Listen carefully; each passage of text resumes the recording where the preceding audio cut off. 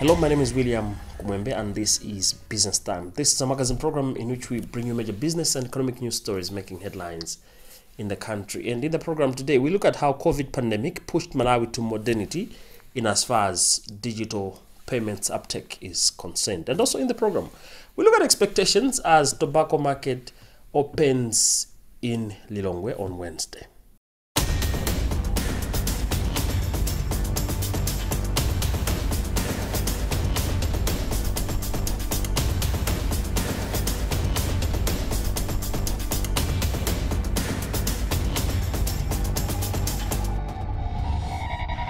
Hello and welcome. This is Business Time and my name is William Kumwembe. In our main story in the program today, it's been 3 years since the first COVID case was registered in Wuhan, China. The pandemic affected almost all sectors of the economy. Now, about 3 years down the line, our journalist Feston Malekezo looks at how the advent of the pandemic has pushed Malawians into modernity by use of digital payment systems as a way of trading.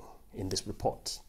And favor? Yes, mama. Kasibona kasingati? Ngatiko. Agaga. Kamaru Inde. Ronas Nyasulu, a business lady, says she could no longer travel outside the country to import goods. Among many restrictions, and in a desperate attempt to contain the further spread of the contagion, a travel ban was imposed by the government. Nyasulu recollects hearing from a friend about online shopping. It is now over 6 months since she went to Tanzania's Tunduma Wakiela markets for orders. Halifa Saidi, her counterpart, is a member of the Cross-Border Traders Association. When the restrictions were made, removed, people they have to find a destination way of buying things by order, online. You see, so some could manage things buying online. So that one online, it was like open to everyone. You see, so now it has brought a lot of competition on the market as such, because even those who doesn't do cross-border now, they can just communicate the shop in China, whereby somebody could go personally and somebody can order it. So that one also has got affected the business because it's like everybody's doing it. On average, he said he could spend over 200,000 on transport and accommodation alone. But today, transactions are done on the phone in the comfort of his home. The pandemic, which wreaked havoc on most sectors of the economy, remains a blessing in disguise.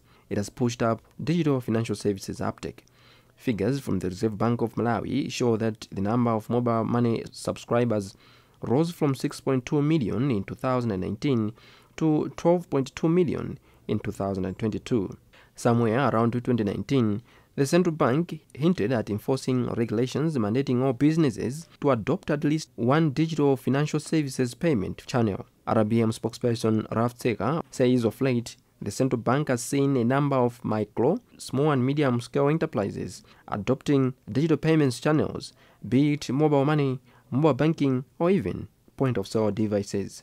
Talking of online payments, Tseka says electronic payments provide a better customer experience and convenience as people can transact from the comfort of their homes and reduce currency management costs as there is less handling of cash. Consumers Association of Malawi Executive Director Johnny Capito says the electronic payment system is a way to go. He, however, points at bottlenecks such as digital money fraud and cost of transactions. People are being duped every day. When you go down on the streets, you see the number of people called agents that are selling SIM cards without any registration, without any identities, are just too many.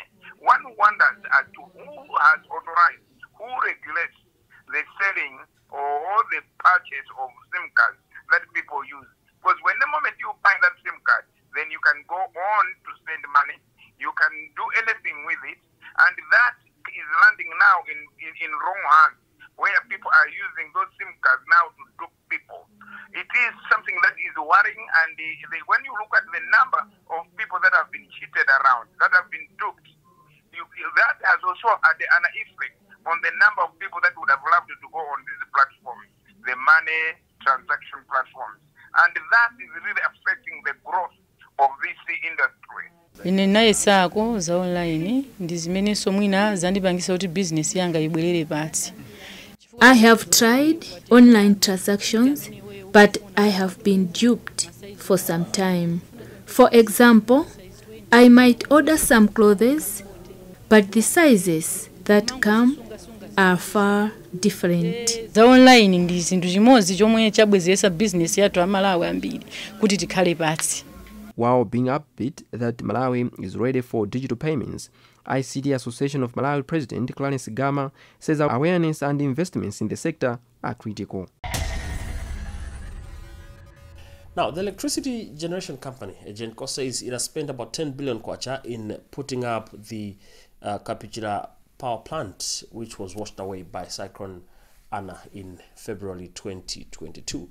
The money is, however, less than the $60 million emergency power restoration project that was funded by the World Bank. But according to Genco Chief Executive Officer William Liabunya, there is more work that needs to be done. He explains in this interview with our journalist, Kumwembe.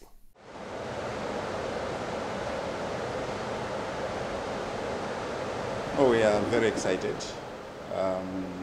We can't describe the mood.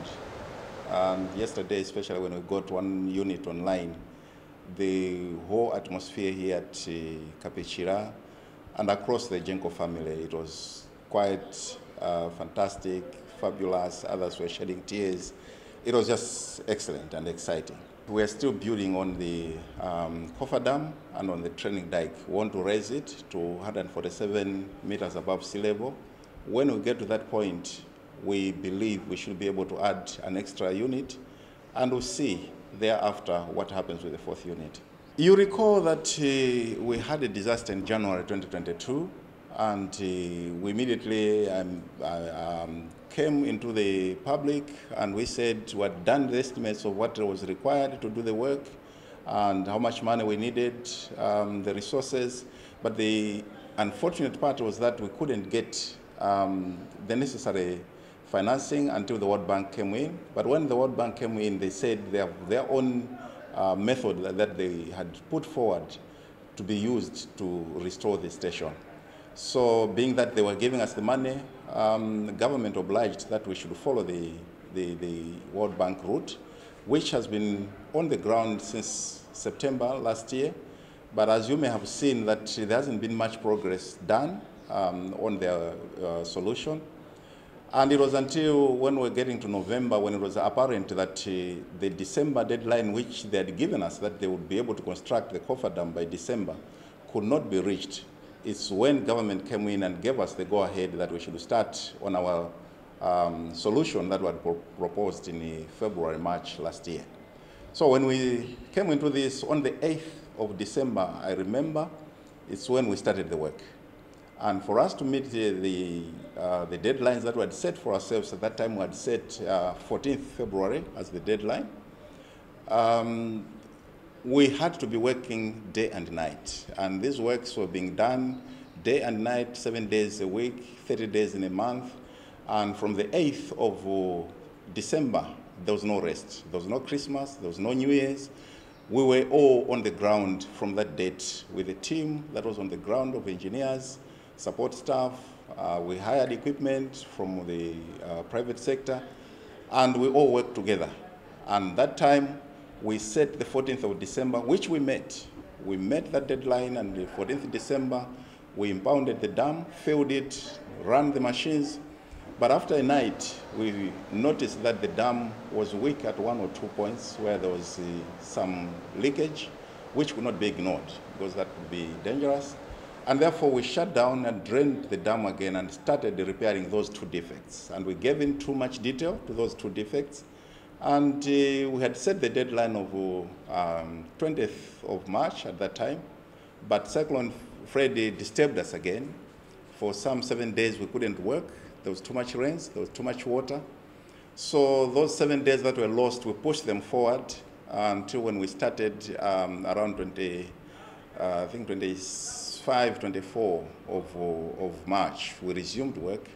And on the 3rd is when we said, I think this is it. Let's do the last inspection and last checks.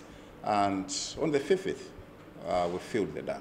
Before this Cyclone Freddy came, you recall there was the announcements that were coming from Met Department, and that gave us an alert that we have a risk management team, and therefore we reinforced that team, and I think 3 weeks prior to the 10th of March, the team produced what we call emergency preparation plan, emergency operation plan, and there were 3 documents that were prepared, which were presented to management, we approved them, and the team went around in all the power stations, trained the operators, trained the maintenance team on how they should react to flooding waters, trees that come, logs come with the water, and whatever, how they can handle those. So after the training of all our operators, that was I think on the 8th, 7th and 8th and 9th. When the Cyclone Freddy hit, we had massive waters. If you visit in Kula, you visit Tedzani, you will see how much trees were washed away, concrete slabs being washed away. But we managed it in such a way that following the procedures that were put in place, the teams were very alert. We had people deployed 24/7, working throughout the night, throughout the day, people on site and managing the situations, calling management at any point and decisions being made. You recall we shut down production for some 2 days at Nkula and Tedzani. We could run only for 2 hours. That was to prevent any damage to the machines. And this was what was spelled out in the emergency preparation plan. So we were glad that at the end of the day, there was no damage. And the same was applying here at Kapechira as well, that we should protect our dam. And that we achieved. In all the power stations, there was no damage. Here at Kapechira, there was no damage on the wall that we were constructing. So we managed it and we achieved it. We are still doing on phase 1. As you recall, phase 1 is to restore generation. We have restored generation, that phase 1, but we're also increasing the height of the dam wall, the coffer dam, so that we should be able to bring in a 3rd machine, which we believe shouldn't take a week. We should be able to bring in a 3rd machine. And after that, as I said, we should now look at how can we bring in the 4th machine. That one we shouldn't mention, but we're working on it. On the dam, our investment was on the dam, and we have so far invested about 10 billion on these works, and there could be some other payments that are still outstanding, but we believe it should be around 10 billion that we have invested in these works. And moving on with the program, businesses in the country have been urged to adopt means of using new technology to remain relevant in their businesses. This was said in Blantyre when Malawi Telecommunications Limited, MTL, in collaboration with the first distributors of Microsoft solutions in Africa, held a consultative conference with IT specialists in Blantyre. Our journalist, Llewellyn Mpasa, was there and filed this report, read in our studios by Elvis Hoa. MTL Head of Business Development, Gondwani Masia, said the company is using transformative modern work solutions such as VPN and Next Level Crowd, PPS, which have improved their service offerings, helping companies achieve maximum productivity. The purpose is to bring awareness to the market that MTL is first a Microsoft reseller, so that everyone knows if they want Microsoft products, they can come to MTL. We are available, we can give them advice, we can give them solutions, and then they can implement in their enterprises. So this is mostly targeting at business customers, not individuals. Then we'll continue showcasing all the rest of our products. So we offer voice services, we offer internet services, and we also offer what we call connectivity, which most of the banks use to interconnect their branches and ATMs and stuff like that. Right now, we've mostly improved on our voice service. So we have, remember our voice service used to be based on copper lines. So you get a fixed line into a building via copper. Now we have moved out of that. We are now using a new technology called voice over IP, which means that you can get voice over any internet connection, any data connection. We no longer rely on copper cables. One of the participants at the conference, Exal Njoka, commended MTL for organizing the conference. MTL was doing a demo for their Office 365 package which they are selling, and also the technologies which they are offering as services to their customers, the different technologies altogether. So it's an issue which they are bringing efficiency in their day-to-day work, and also security aspects of how we best work with our technologies. The Office 365 package, that's what it's meant to do. And on the other hand, there are also issues of connectivity which they are bringing in.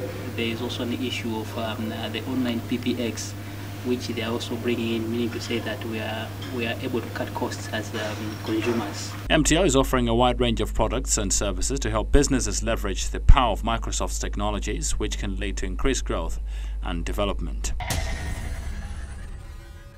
Mixed expectation of the 2023 tobacco selling season as the market opens in Lilongwe on Wednesday. The tobacco marketing season starts on Wednesday, with President Lazarus Chakwera expected to officially open the market. Farmers say they expect nothing but best prices this year, as demand seemed to be relatively lower than supply. Now, our journalist Kumwembe Mangazi paints the picture.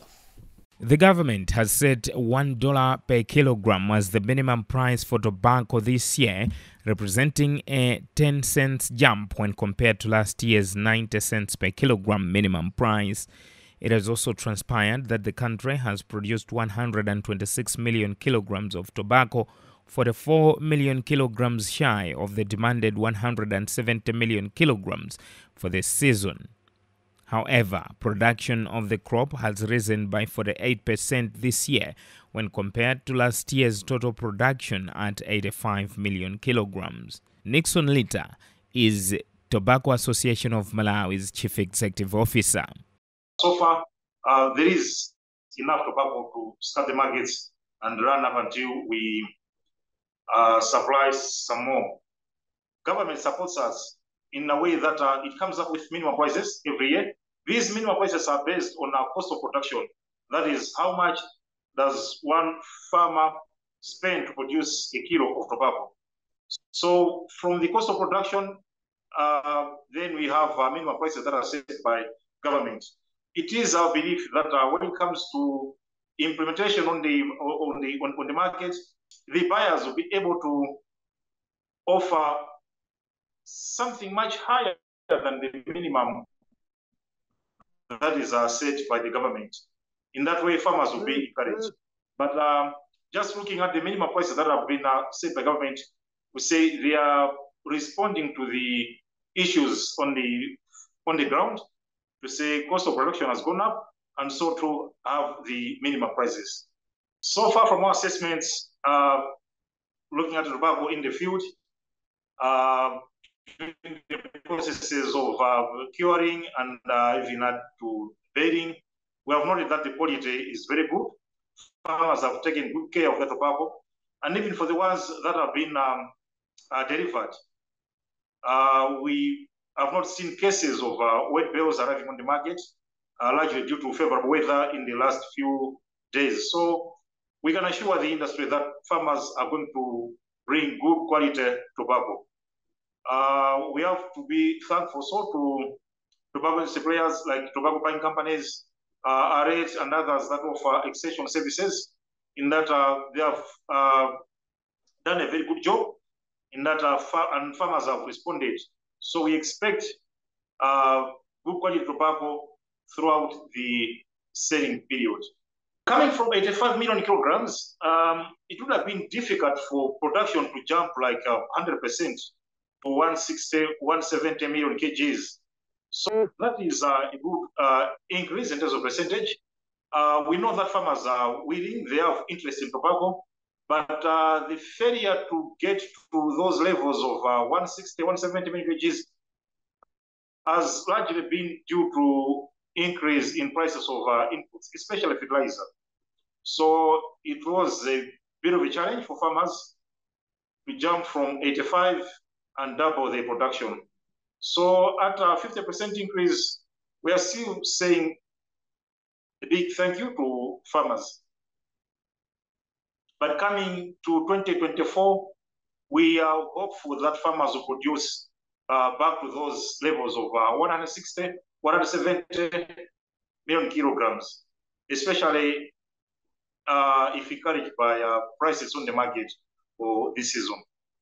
Tobacco Commission spokesperson Terfolas Chigwenembe says all is set for commencement of the marketing season. We are happy that we are done with the preparations, All that is remaining is just looking at the venue where the president will hold a rally, where he will also officially open the 2023 tobacco marketing season.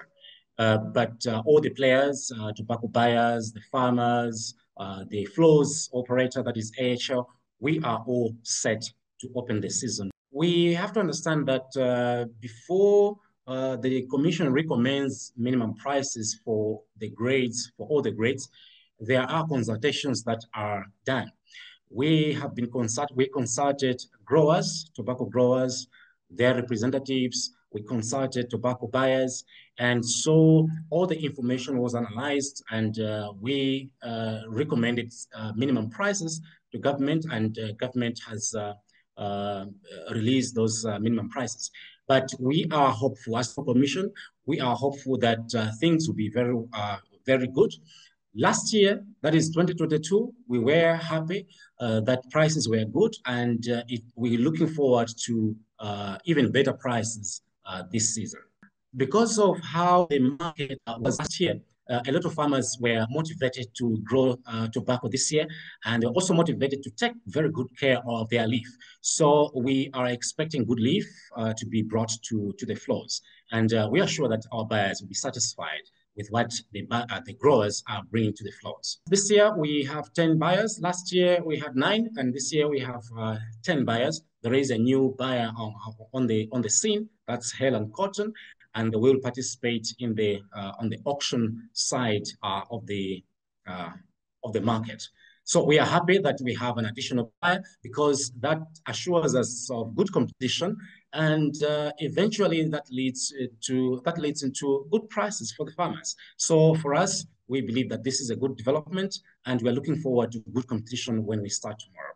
It is expected that Chinkoma Market in Kasungu will open on Thursday. Limbi auction flows will open on 17 April, while Mzuzu auction flows will open on 2nd May. Well, with that report, we've also come to the end of today's edition of the program Business Time, a magazine program in which we bring you major business and economic news stories making headlines in the country. On behalf of the entire production team, my name is William Kumwembe. Always remember, if it doesn't make money, then it doesn't make sense. Stay safe and bye for now.